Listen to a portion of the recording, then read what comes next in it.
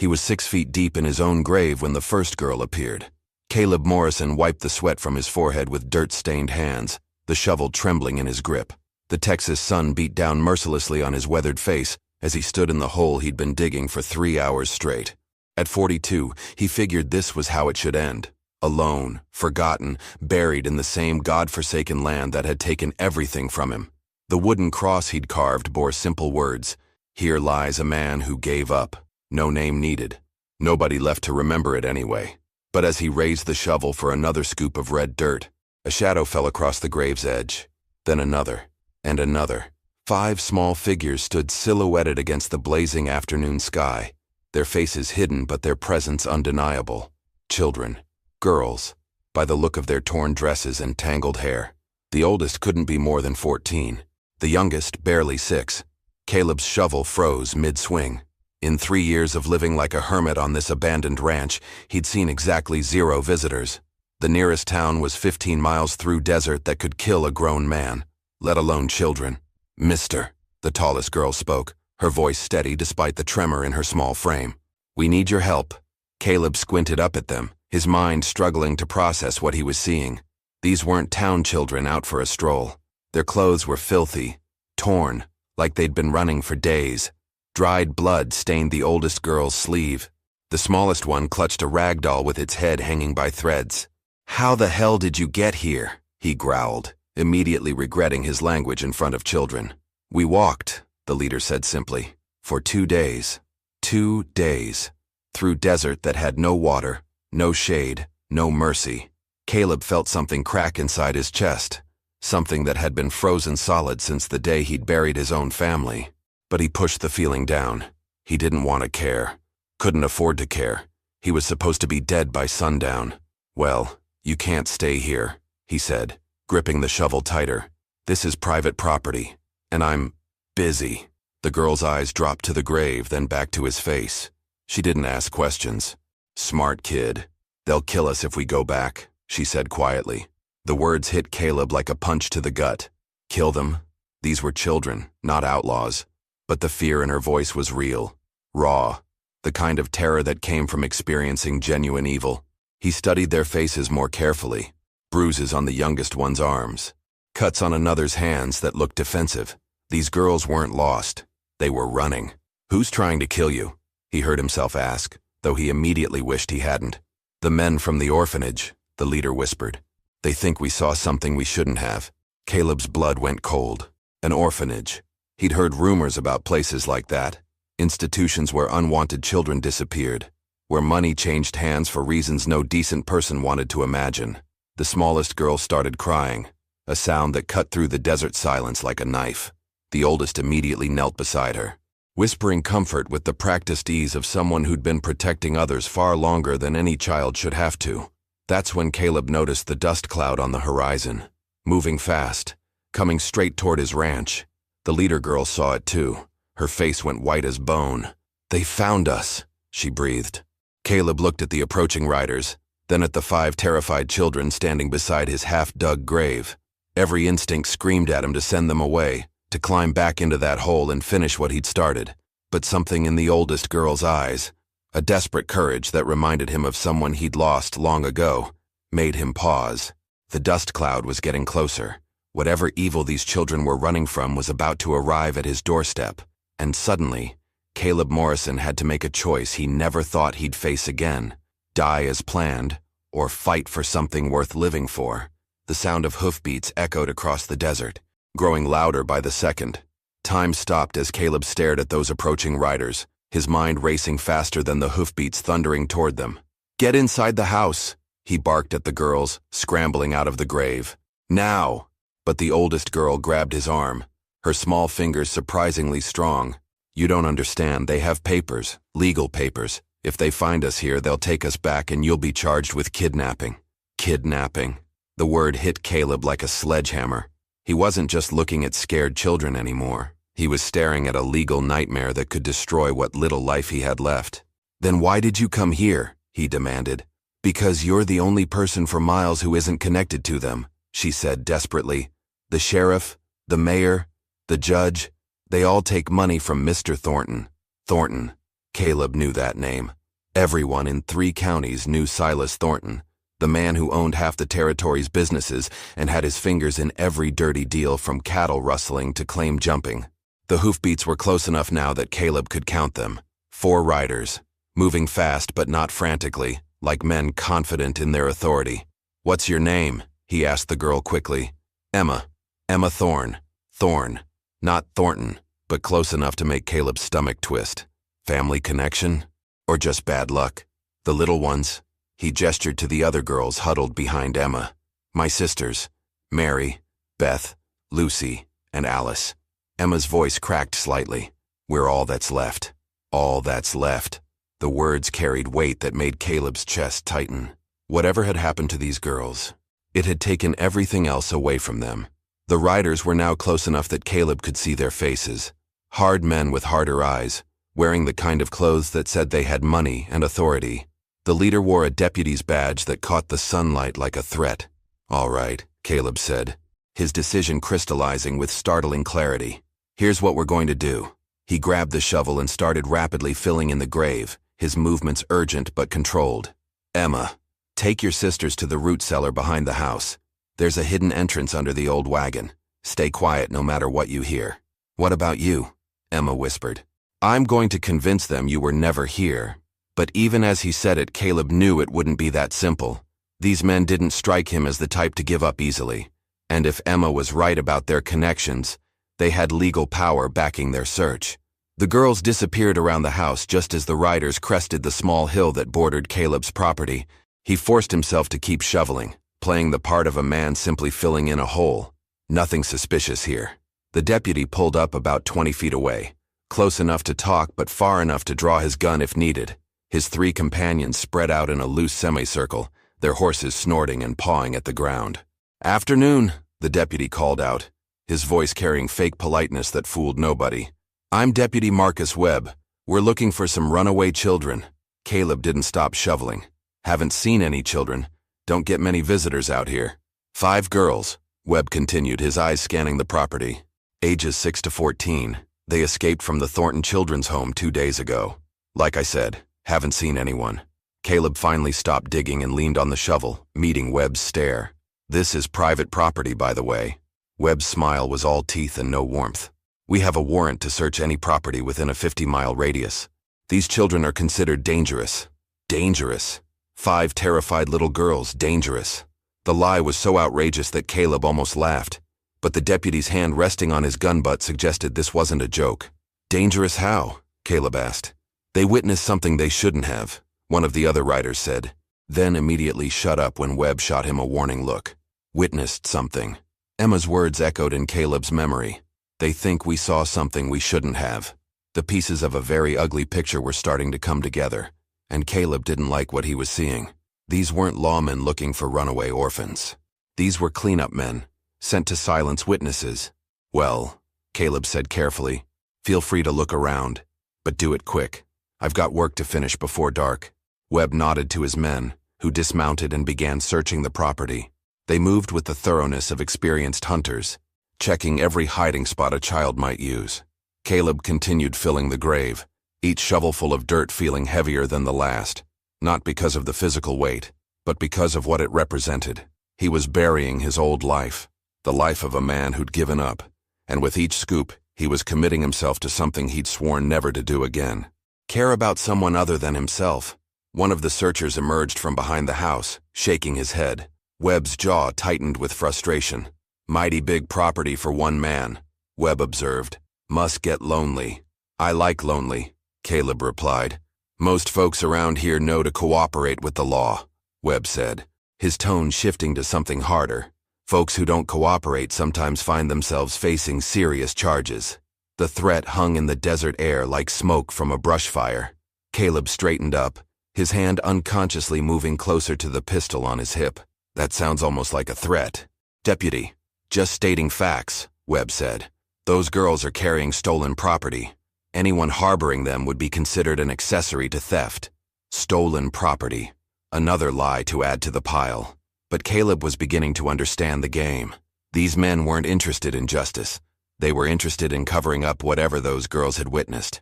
The searchers finished their sweep and reported back to Webb with subtle headshakes. No sign of the children. But instead of looking relieved, Webb looked angrier. "You sure you haven't seen anything unusual?" he pressed. 5 girls traveling alone through the desert. That's not something a man forgets. "I'm sure," Caleb said firmly. Webb studied him for a long moment, then glanced at the partially filled grave. "What were you burying?" "Dead horse," Caleb lied smoothly. "Died of colic yesterday." Funny thing to bury so close to the house. Funny thing to question a man's choices on his own property. The tension stretched between them like a rope about to snap. Webb's hand moved closer to his gun, and Caleb felt his own muscles coiling for action. But then Webb seemed to reconsider. Maybe it was the look in Caleb's eyes, the look of a man who had nothing left to lose. Maybe it was the calculation that a shootout over missing orphans might raise questions they didn't want raised. "We'll be back," Webb said finally, gathering his reins. "Those girls can't hide forever. And when we find them, we'll remember who helped and who didn't." The 4 men rode away, their horses kicking up dust that hung in the air like a promise of trouble to come. Caleb watched until they disappeared over the horizon, then immediately headed for the root cellar. He found the girls huddled together in the darkness, Emma's arms wrapped protectively around her younger sisters. "Are they gone?" Emma whispered. "For now," Caleb said. "But they'll be back, and next time they might bring more men." Emma's face fell. "We should go. We shouldn't have come here. Now you're in danger too." Caleb looked at the 5 frightened faces staring up at him in the dim light. He thought about Webb's threats, about the legal trouble he was courting, about the simple life he'd been planning to end just an hour ago. Then he thought about what kind of men would chase children through the desert and call them dangerous. "No," he said firmly. "You're staying right here." But even as he said it, Caleb knew that decision would change everything. Because men like Webb didn't give up. They escalated. And somewhere in the distance, thunder rumbled across the desert sky, though there wasn't a cloud in sight. As night fell over the ranch, Caleb found himself doing something he hadn't done in 3 years, cooking for more than one person. The girls sat around his small kitchen table, their faces clean for the first time in days, but their eyes still carrying shadows too dark for children to bear. Emma kept glancing toward the windows, her body coiled with tension that reminded Caleb of a wild animal ready to bolt. "Tell me what you saw," he said quietly, setting plates of beans and cornbread in front of them. Emma shook her head immediately. "The less you know, the safer you are." "I'm already in this," Caleb replied. "Those men will be back. And when they come, I need to know what I'm up against." The youngest girl, Alice, looked up from her plate with eyes that belonged on someone much older. "We saw Mr. Thornton hurt a lady." "Alice, no," Emma whispered urgently. But Alice continued, her small voice steady with the terrible certainty of truth. "She was screaming, and then she wasn't anymore." The words hit the kitchen like a physical blow. Caleb felt his blood turn to ice as the implications sank in. These children hadn't just witnessed abuse. They'd witnessed murder. "Where did this happen?" he asked carefully. "In the basement of the children's home," Emma said, her voice barely audible. "We were supposed to be asleep, but Alice had nightmares. We were going to get her some water when we heard—" She trailed off, unable to finish. "The lady was asking about missing children." Beth, about 10 years old, added quietly. "She had papers. She was saying she was going to tell everyone what Mr. Thornton was doing." A journalist, Caleb realized. Or maybe a government inspector. Someone asking too many questions about where the orphans were really going. "That's why they want us back," Emma said. "We're the only ones who saw. If we're gone, there's no witnesses." Caleb finished grimly. The room fell silent except for the desert wind rattling the windows. Caleb's mind raced through the implications. These weren't just runaway orphans. They were walking death sentences. Thornton would never stop hunting them, and with his money and connections, he had resources that a lone rancher couldn't match. "There's something else," Emma said hesitantly. "The lady, before she died, she gave me this." She reached into her torn dress and pulled out a small leather journal, its pages yellowed and worn. She said if anything happened to her, someone needed to know the truth. Caleb took the journal with hands that weren't quite steady. He opened it to the first page and felt his world tilt on its axis.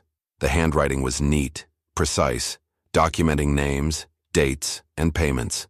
A complete record of Thornton's operation, not just the children's home, but a network of trafficking that stretched across 3 territories.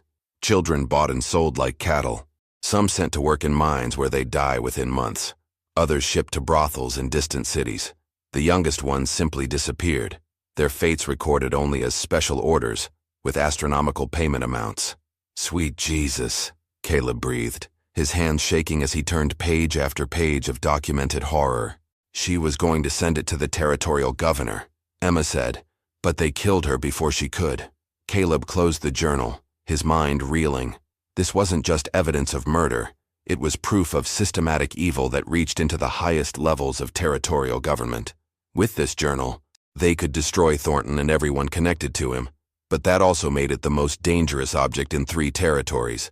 They know she had this? He asked. Emma nodded. They tore her room apart looking for it.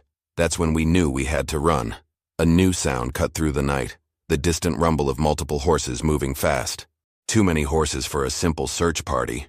Caleb moved to the window and felt his stomach drop. At least a dozen riders were approaching, torches flickering in the darkness like angry stars. This wasn't a police search anymore. This was a hunting party.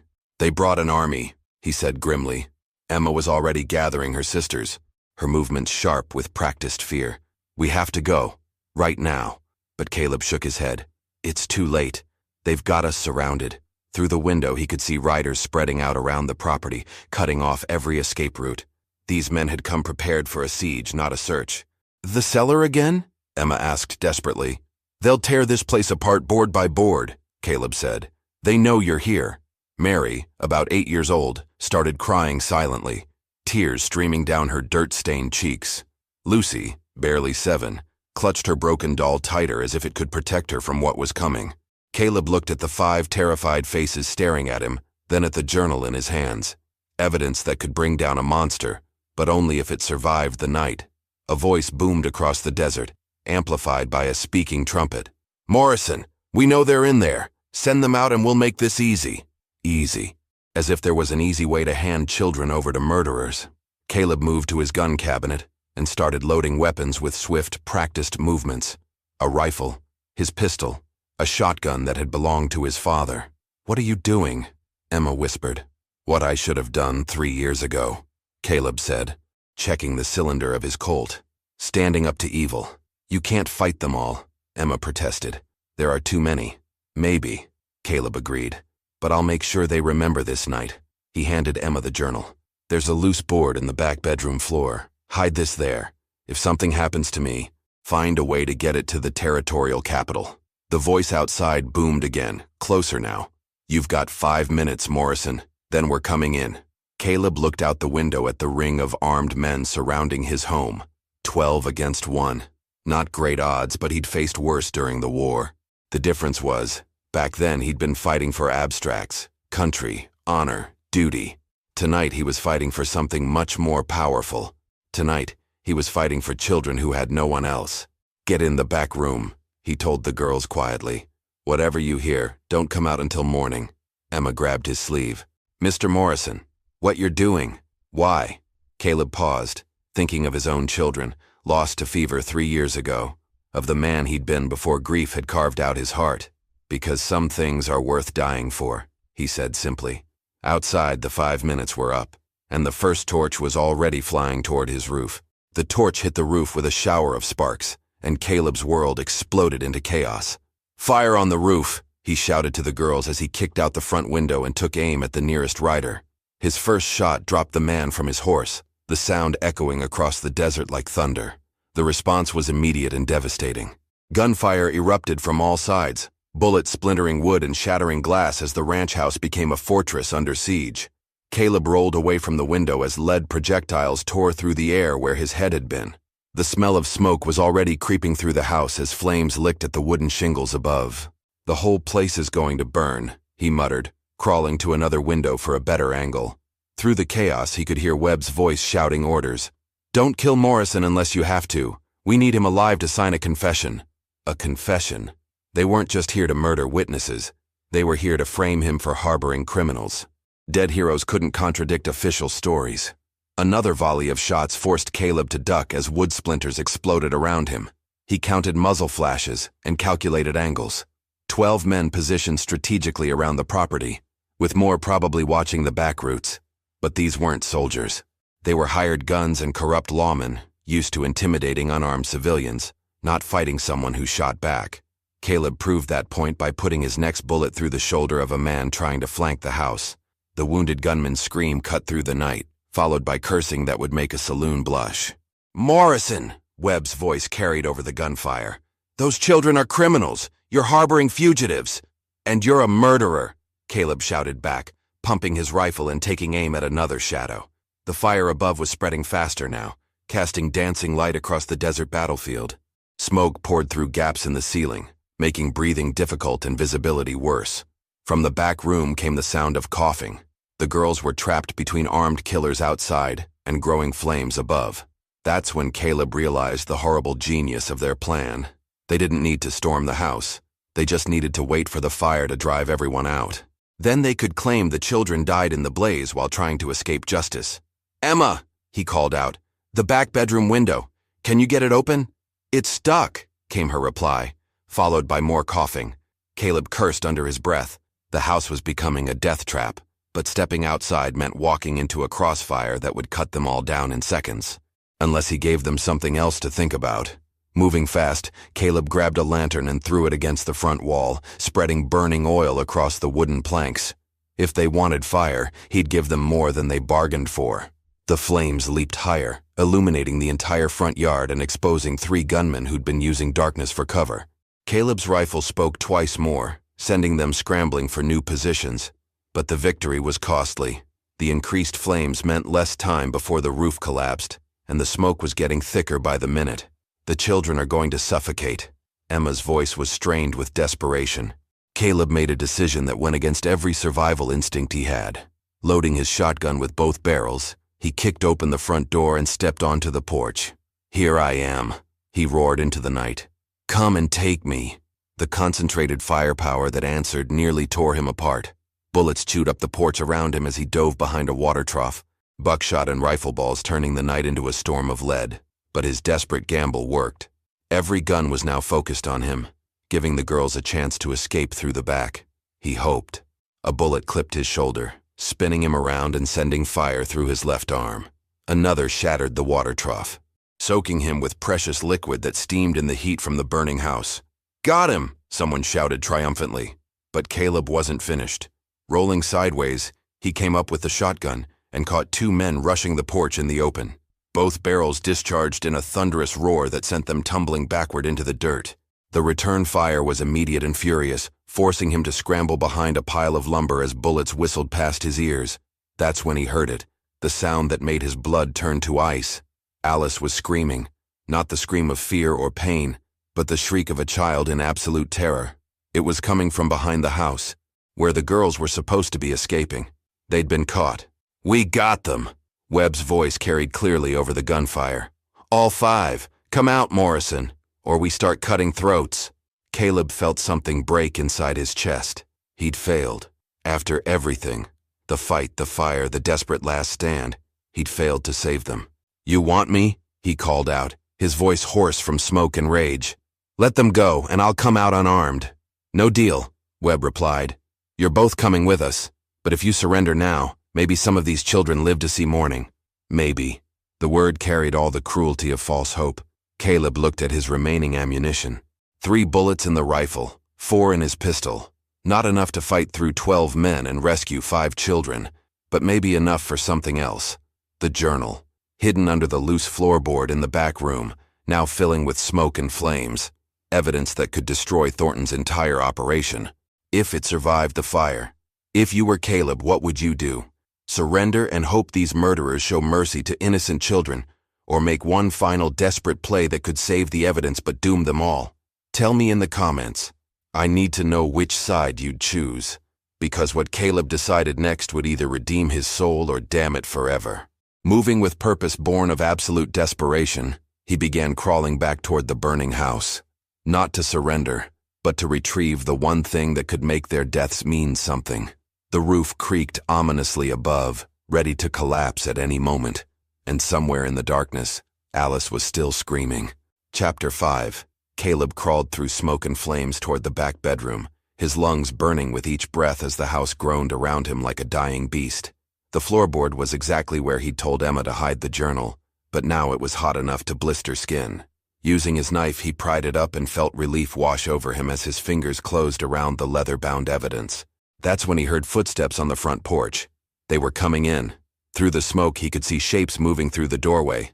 3 men with bandanas over their faces, guns drawn, searching for survivors. They moved carefully, expecting resistance, but they weren't prepared for what Caleb had planned. He stuffed the journal inside his vest and grabbed the kerosene lamp from the bedside table. The house was already burning, but what he needed was an explosion big enough to scatter their attackers and create chaos. Moving quietly to the kitchen, he found what he was looking for: his store of blasting powder, kept for clearing rocks from fields. Enough to level half the house. The footsteps were getting closer. "Check the back rooms." Webb's voice carried through the smoke. "Morrison's in here somewhere." Caleb poured the powder around the kitchen, creating a trail that led to the largest concentration. If he timed this right, the explosion would blow out the back wall and give him a chance to reach the girls. If he timed it wrong, he'd be scattered across 3 counties. "Found something," one of the searchers called out. "Blood trail leading to the kitchen." Time was up. Caleb lit the kerosene-soaked rag he'd prepared and dropped it onto the powder trail. The fire raced along the floor like a living thing, giving him maybe 10 seconds before the entire kitchen became a bomb. He dove through the window just as the explosion tore through the house. The blast was devastating. The entire back wall disintegrated in a shower of wood and flame, the shockwave knocking down 2 men who'd been guarding the rear. The 3 searchers inside simply vanished in the fireball that erupted from what had been the kitchen. Caleb hit the ground hard, his ears ringing and his vision blurred from the concussion. But he was alive, and more importantly, he could see the girls. They were tied to a wagon about 50 yards away, surrounded by the remaining gunmen who were now stumbling and disoriented from the explosion. Webb was shouting orders, but his voice seemed to come from underwater. Alice was no longer screaming. She sat perfectly still, her small body rigid with terror that had gone beyond sound. That's when Caleb saw something that made his blood boil with rage. Emma's dress was torn in a way that had nothing to do with their escape attempt. Her face was bruised, and she held herself with the careful posture of someone trying to hide fresh pain. They'd hurt her. These animals had put their hands on a 14-year-old girl. All thoughts of strategy and survival burned away in a furnace of pure fury. Caleb rose from the rubble like an avenging spirit, his rifle speaking death as he charged toward the wagon. His first shot took down the man closest to Emma. His second sent another gunman spinning into the dirt. The remaining men scrambled for cover, but Caleb was among them now, fighting with the savage intensity of a man who had nothing left to lose. A pistol barked to his left, the bullet creasing his ribs and spinning him around. He answered with the butt of his rifle, crushing the shooter's skull and snatching his weapon. "Kill him!" Webb screamed from behind the wagon. "Kill him now!" But Webb's men were discovering that there's a difference between murdering children and fighting a man who's already considered himself dead. Caleb fought like a demon, using every dirty trick he'd learned in 2 wars and 3 decades of frontier living. He grabbed one gunman and used him as a shield, while putting a bullet through another. When his makeshift protection died, he threw the body at Webb and rolled behind a water barrel, reloading with hands that moved automatically despite the chaos. The tide was turning. What had started as 12 against 1 was now 4 against 1, and the 4 remaining men were starting to break. But breaking men were the most dangerous kind. "Enough!" Webb roared, pressing his gun against Emma's temple. "Drop your weapons or I blow her brains out." Caleb froze, his rifle halfway to his shoulder. Through the smoke and firelight, he could see Emma's eyes, brave and defiant even with a gun to her head.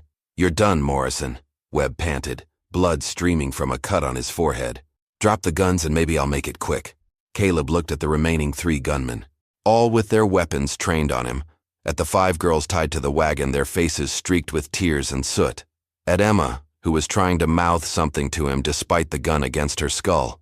The word she was forming was clear: run. But Caleb Morrison had run from enough things in his life. His family's death, his responsibility, his chance to be the man he should have been. "You know what, Webb?" he said, slowly lowering his rifle. "You're right, I'm done." Webb smiled triumphantly, relaxing slightly. That's when Caleb pulled the hidden derringer from his boot and put both barrels through Webb's chest. The deputy's gun discharged as he fell, the bullet going wide, and chaos erupted again as the remaining gunmen opened fire. But something had changed in that moment of defiance. The girls weren't screaming anymore. They were fighting. Emma had worked one hand free and was untying her sisters. Mary and Beth were kicking at their captors. Even little Alice was biting the hand of the man trying to hold her. And Caleb?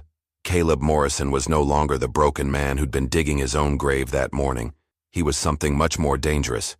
He was a man with something to protect. But as he reached for Webb's fallen gun, he saw movement in the distance that made his heart sink. More riders, at least 20 of them, coming fast from the direction of town. Thornton himself was coming to finish this personally. 20 riders thundered across the desert like the 4 horsemen of the apocalypse. But Caleb Morrison was no longer the same man who'd faced 12. The journal pressed against his chest like a talisman as he helped Emma cut her sisters free from the wagon. Blood streaked his face from a dozen small wounds, and his left arm hung uselessly from the shoulder wound. But his eyes burned with purpose that hadn't existed 12 hours ago. "Can you ride?" he asked Emma quickly. "Yes," she said, her voice steady despite everything she'd endured. "Take the wagon. Head north toward the canyon. There's a cave about 3 miles up the ridge. You can hide there." "What about you?" Mary asked, her 8-year-old voice trembling.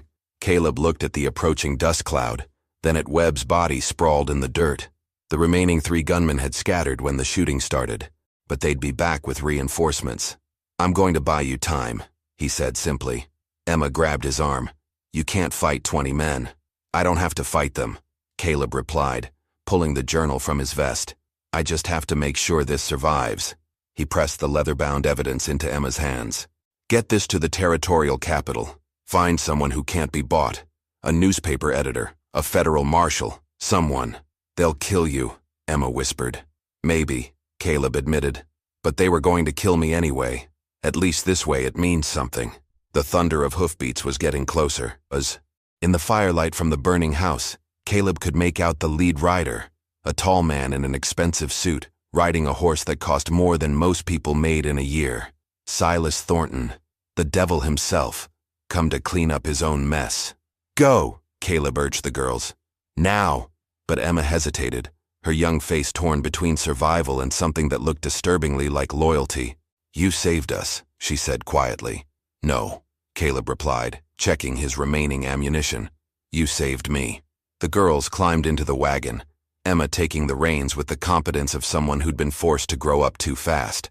As they pulled away toward the canyon, Caleb felt something ease in his chest. For the first time in 3 years, he'd done something that mattered. Thornton's riders were close enough now that Caleb could see individual faces. Hard men, professional killers, the kind of scum that money could always buy. But at their head rode Thornton himself, and that was a mistake. Rich men should never lead their own dirty work. Caleb positioned himself behind the overturned water trough, using the burning house as backlight to silhouette his targets. He had maybe 30 bullets left between his rifle and the weapons he'd scavenged. Against 20 men, it should have been hopeless. But Caleb had advantages they didn't know about. He knew this land. Every rock, every gully, every shadow that could hide a man or stop a bullet. He'd spent 3 years learning every inch of this property, mapping it in his grief-addled mind during long nights when sleep wouldn't come, and he was no longer afraid to die. "Morrison!" Thornton's voice cut across the desert as the riders pulled up just outside rifle range. "I hear you've been harboring criminals." "I hear you've been murdering children," Caleb shouted back. Thornton's laugh was cold as winter wind. "Those weren't children, Morrison. They were witnesses to a tragic accident. A woman who fell down some stairs in my institution." "Fell downstairs," Caleb repeated. "After you pushed her. Accidents happen," Thornton said with mock sadness. "Just like the accident that's about to happen to you." The rich man gestured to his hired guns, who began spreading out in a wide circle. Professional movements, designed to surround and eliminate. These weren't the sloppy amateurs Webb had brought. These men knew their business. But so did Caleb. His first shot dropped the man trying to flank left, the sound echoing across the desert like judgment.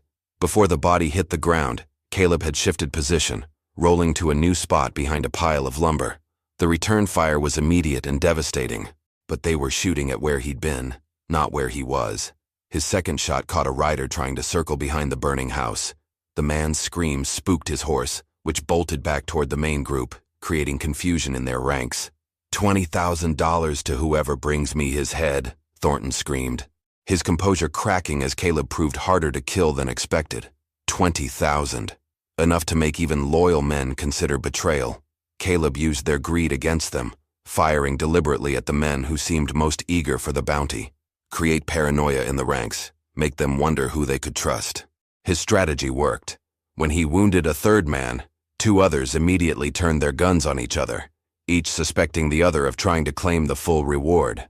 But the diversion only lasted seconds before Thornton restored order, with threats and curses. "Burn him out," the rich man commanded. "Man. Set fire to everything. Flush him into the open." New torches blazed to life as Thornton's men began systematically igniting every structure on the property. The barn caught first, then the chicken coop, then the small shed where Caleb had stored winter feed. Soon he'd be surrounded by fire with nowhere to run. That's when he heard something that made his heart leap with hope and terror in equal measure. Gunfire, coming from the direction of the canyon.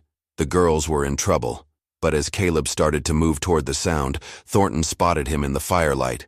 "There, kill him!" A dozen guns opened fire simultaneously, and Caleb Morrison found himself facing the final choice of his reclaimed life.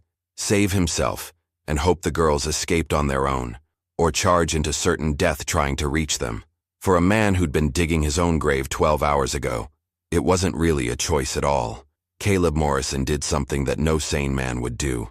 He charged directly into the gunfire, screaming like a banshee as he ran toward the canyon where the girls were fighting for their lives.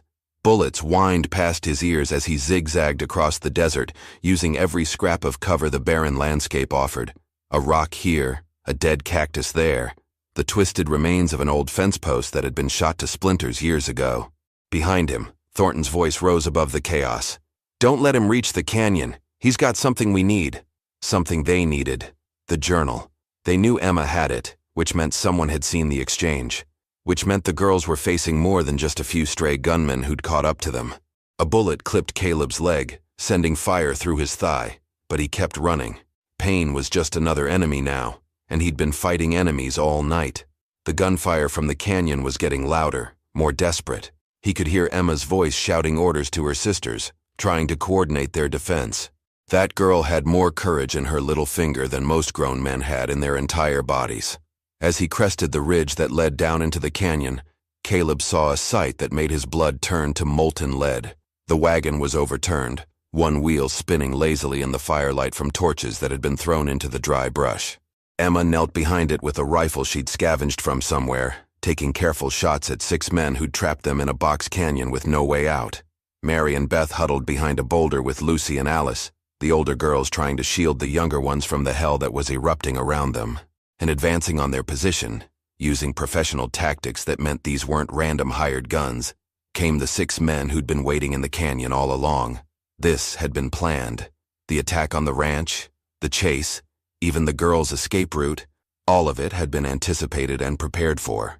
Thornton had been playing chess while everyone else was playing checkers, but Caleb Morrison had one advantage that Thornton hadn't counted on. He had absolutely nothing left to lose. His first shot took down the man closest to the girls, spinning him around and dropping him face first into the rocky ground. His second caught another gunman in the shoulder, spoiling his aim just as he lined up a shot at Emma. "Behind you!" Emma shouted, and Caleb dove sideways as bullets from Thornton's pursuit party began raining down from the ridge above. He was caught in a crossfire now, trapped between the men in the canyon and the larger force that had followed him from the ranch. Mathematics said he was dead. Logic said he should surrender. But logic hadn't saved his own children 3 years ago, and it wasn't going to save these children now. Rolling behind a fallen tree, Caleb began the most desperate fighting of his life. Every shot had to count because there wasn't time to waste ammunition. Every movement had to be perfect because there wasn't room for mistakes. He put down another canyon gunman with a shot that would have made his old army sergeant proud, but return fire immediately chewed up the log he was hiding behind, forcing him to scramble for new cover. That's when he saw something that made his heart stop. Little Alice had broken away from her sisters and was running toward him, her broken doll clutched in her arms, tears streaming down her face as bullets kicked up dust around her small feet. "Uncle Caleb!" she cried, using a name that hit him like a physical blow. "Uncle Caleb, help us!" Uncle. This child who'd known him for less than a day was calling him uncle. trusting him with the kind of faith that only children could give. Time slowed as Caleb saw a rifle barrel swinging toward Alice's running form. The man holding it had a clear shot, and at 6 years old, she made an easy target. Caleb didn't think. He didn't calculate angles or consider consequences. He simply threw himself out of cover, taking the bullet meant for Alice in his chest as he crashed into her small body and rolled them both behind a boulder. The impact drove the air from his lungs and filled his mouth with the taste of copper. Blood soaked through his shirt as he pressed Alice against the rock, her terrified sobs muffled against his shoulder. "It's okay, little one," he whispered, though he could feel his strength bleeding out into the desert sand. "Uncle Caleb's got you." But even as he said it, he could see the situation deteriorating. Emma was down to her last few bullets.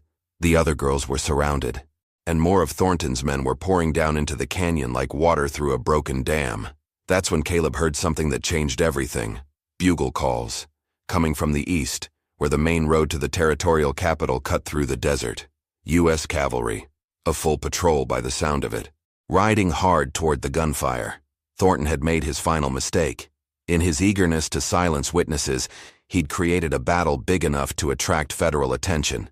But the cavalry was still minutes away, and Alice was bleeding from a graze on her arm, where Caleb hadn't been fast enough to shield her completely. Minutes they didn't have. If you've enjoyed this story so far, hit that subscribe button, because you won't believe how this ends. Caleb looked at the journal sticking out of Emma's torn dress, then at Alice's trusting face, then at the approaching sounds of salvation that might arrive too late.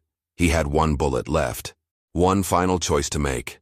And as Thornton himself appeared at the canyon's edge, gun drawn and murder in his eyes, Caleb Morrison prepared to make the most important shot of his life. Caleb Morrison raised his rifle with hands that shook from blood loss, lining up the most important shot of his life as Silas Thornton stood silhouetted against the canyon rim.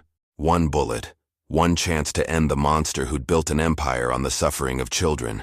But as his finger tightened on the trigger, Alice stirred in his arms. "Uncle Caleb," she whispered, her small voice cutting through the chaos like a prayer. "Are we going to be okay?" In that moment, Caleb realized something that changed everything. This wasn't about revenge anymore. It wasn't about justice or making Thornton pay for his crimes. This was about a 6-year-old girl who needed to believe that good could triumph over evil. Instead of shooting Thornton, Caleb turned his rifle toward the canyon wall and fired his last bullet into a pile of loose rocks above the remaining gunmen. The avalanche was small but effective, burying 2 of Thornton's men and creating enough chaos for Emma to grab the journal and run toward Caleb's position. "The cavalry's coming," she shouted as she slid behind the boulder. "I can see their dust." Thornton's voice echoed off the canyon walls, filled with rage and desperation. "Kill them all. Leave no witnesses." But his men were already starting to break. The sound of approaching bugles meant federal troops, and federal troops meant questions that Thornton's money couldn't buy off. One by one, the hired guns began slipping away into the desert shadows, abandoning their employer to save themselves. Only Thornton and 3 of his most loyal killers remained, trapped in a canyon that was about to become their grave.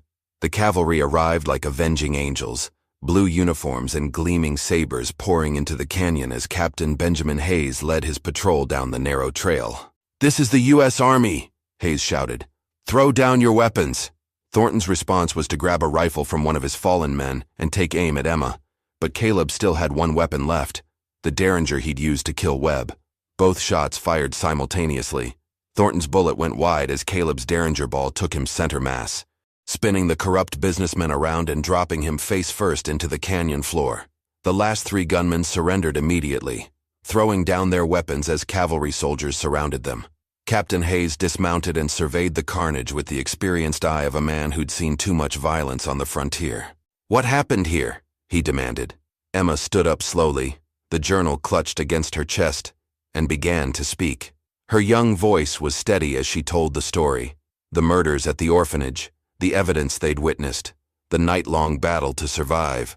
When she finished, Hayes looked at the journal she handed him, his face growing darker with each page he turned. "Sweet Mother of God," he breathed.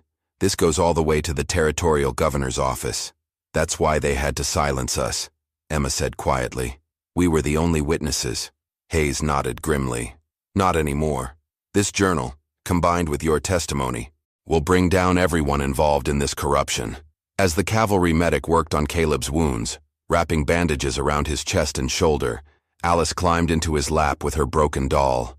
"Uncle Caleb," she said seriously, "are you going to die?"